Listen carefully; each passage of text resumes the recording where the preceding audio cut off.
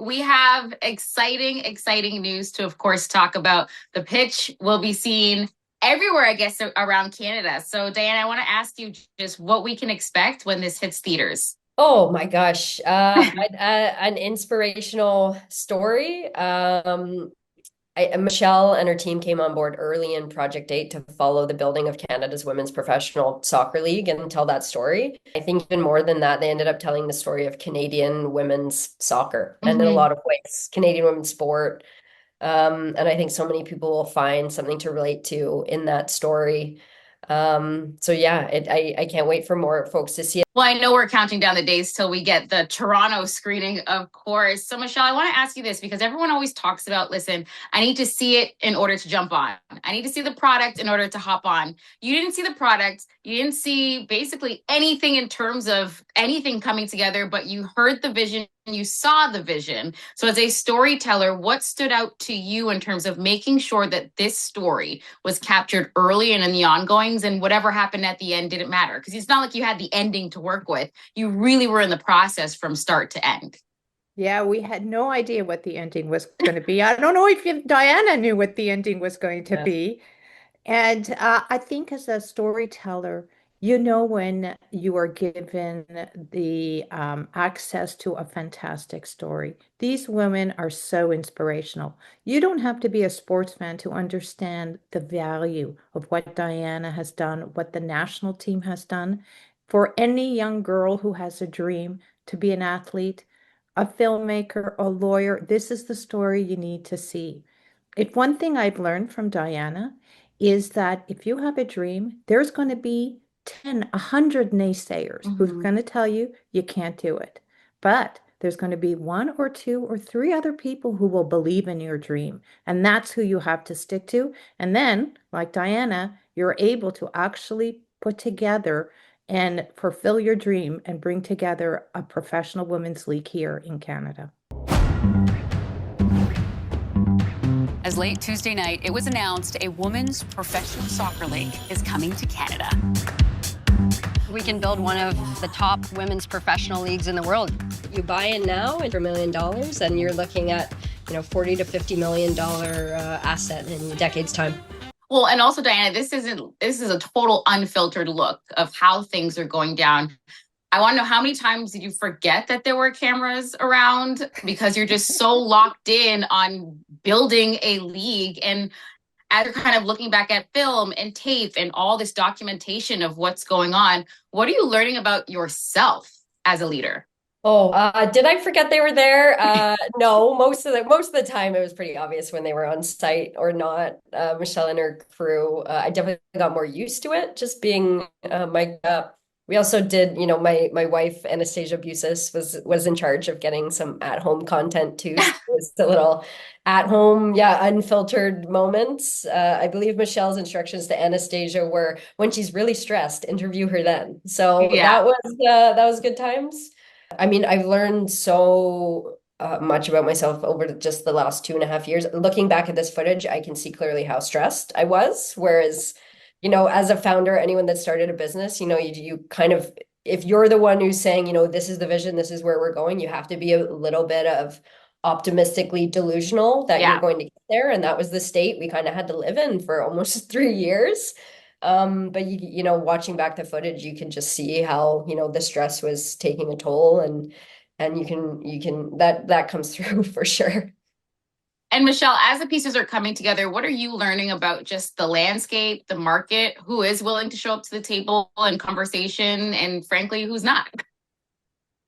Well, that was a bit of a shock, to be honest. And Hmm. I've said it before. I just assume in the sports world, naively, there was a lot of money involved and it was going to Right. be an easy road.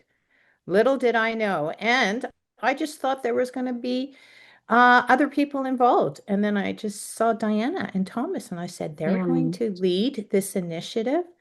What is it that I don't get? And when we started, it was in the middle of a turmoil for Canada soccer, for the landscape across Canada.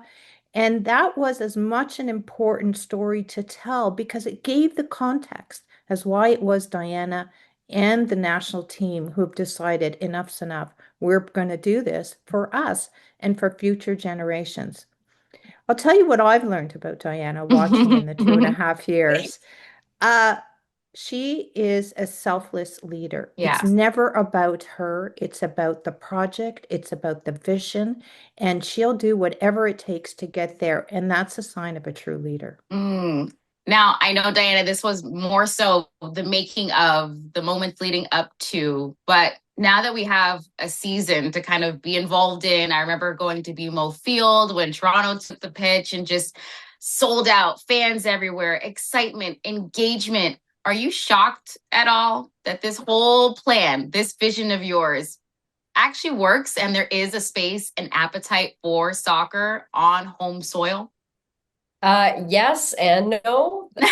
I think that, everything we were picturing for this first year and the hope that, the players that were playing around the world would come home and play, that the fans would show up, that, we would make it look the way we wanted it to look on TV.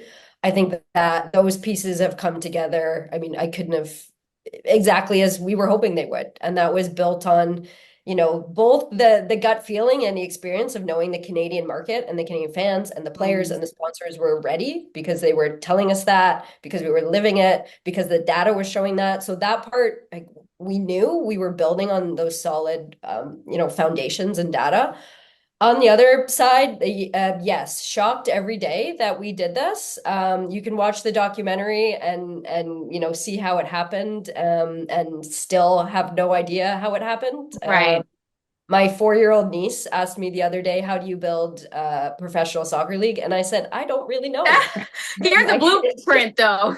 Yeah, you just keep talking to people Right. and working on it until it happens. So it's still absolutely surreal too that we did manage to make it come to life. I'll ask you this because, yes, you're right. There's so much data and fact is obviously important in sport. But I think what, for me, surmounts that is the feel. So, Michèle and Diana, what are you hoping the feel is from anyone that takes in this film when they leave? They don't need to be a sports fan. They don't need to know exactly what's going on.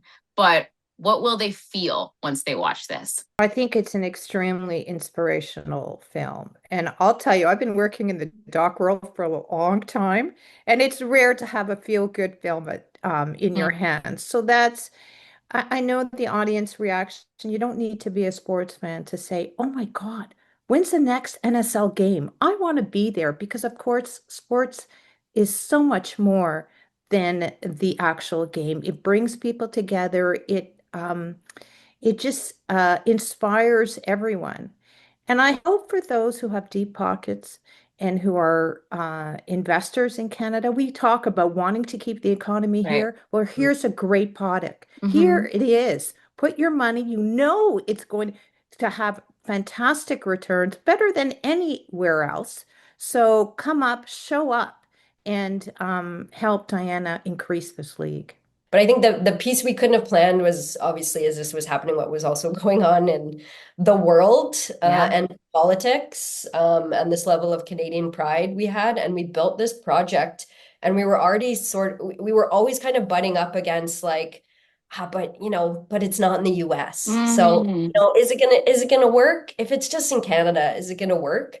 And it was always battling against the, like, yes, we can be one of the top leagues in the world. Look at what we have here, from the participation to the fan market to the culture. Like, why can we not just be the best of this thing? So I hope people walk away with the feeling that, that Canadian pride. Yeah. And that if we keep backing ourselves, we can be world class at this. And women's sport is one of those things. It's a growth industry. It's just getting started. It wasn't an industry before COVID. It was a $1 billion industry in 2024. It's now a $2.5 billion industry. And Canada can be one of the best two countries in the world at this. So I hope, fans feel some Canadian pride, and then they can be a part of making this league, that success story that it is.